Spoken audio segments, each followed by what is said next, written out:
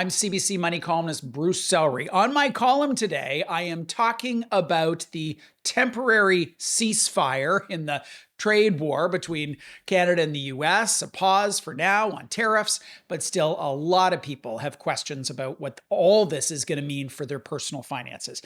I kind of liken it to having a baby. Utter chaos. So I was talking to a friend yesterday who's got a 9-month-old. She has just returned to work. The kid's now in daycare, and she has had almost all the illnesses you can imagine: strep, pink eye, hand, foot, and mouth disease, all the things. And well, my kid's now 15. I remember that time very, very well, and remember that you couldn't predict what was going to happen, when it was going to happen, or why it was going to happen. And the only place I found a little bit of comfort in that time was to expect the chaos and then try to build some resilience in that chaos. And I don't want to overplay the toddler metaphor here, but that's not dissimilar to what's going on right now. We can't predict what is going to happen, when it's going to happen, or why it's going to happen. We just need to focus on building resilience both mentally and financially. And financially, the first step really is in doing a personal risk assessment, because what affects one person is just not going to affect another person in the same way for a whole bunch of different factors. So here are some things to consider. First is income. Is your income at risk because of what's going on between Canada and the US? For sure, if you export, you run a small business, you export 80% of your stuff to America, much higher risk than, say, you're a teacher in the public system.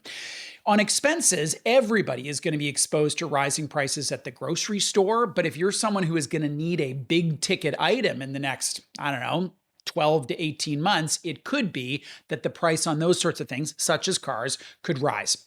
Third area is debt. Who knows what's going to happen on mortgage rates, but I think the overarching theme is if you have debt, you're at a higher level of risk than if you don't. And the fourth area I'd at least consider is the stock market. If you've got self-directed investments, so stocks, mutual funds, whatever, you got a bit more risk than if you've got a defined benefit pension plan that you're going to be heading into at some point.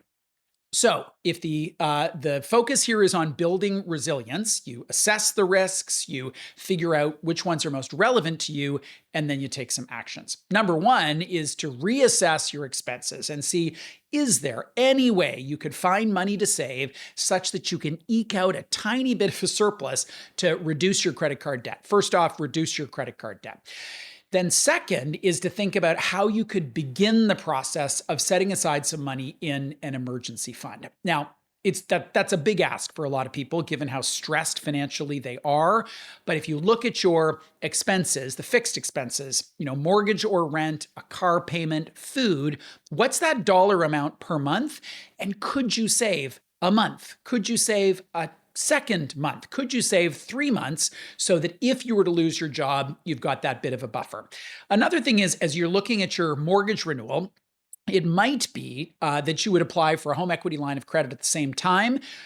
You wouldn't want to use it on anything other than an emergency, but it could provide you a little bit of a buffer if you need it.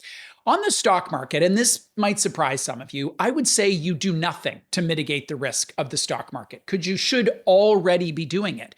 For people saving for retirement, it's long term. You should be saving in a low-cost, diversified way. And no one can predict the short-term outlook for the market, even if they say they can. So there's really no point in trying, as long as you're diversified, low cost, and prepared for the volatility. Longer term, stocks rise over time.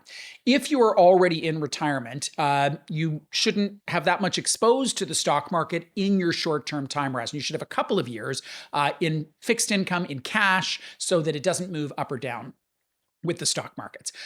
Those are all very rational and logical thoughts. This is something that is very emotional for people. And, I was talking to a senior last week who's like worried, deeply worried, even though she will not be affected in any particular tangible way, given her age, stage, and financial circumstances. So you have to sort of be of two minds about this. Like, on the one hand, we don't want to bury our heads in the sand. On the other hand, it might just be too much for you. It might be too anxiety provoking. So instead, focus on what you can control, which really is your own actions in your own life. Economics is kind of positioned as being a very logic-oriented field of study. There is a ton of emotion involved here, and certainly a lot of Canadians are starting to adjust their spending just because of the concerns about what lies ahead. What I'm hearing in the business world is the expectation, hope that negotiations with the US will result in, sure, some changes in our trade relationship, but not that 25% tariff. Said another way, the view is that this too shall pass. And as I said, I'm a parent of a 15-year-old.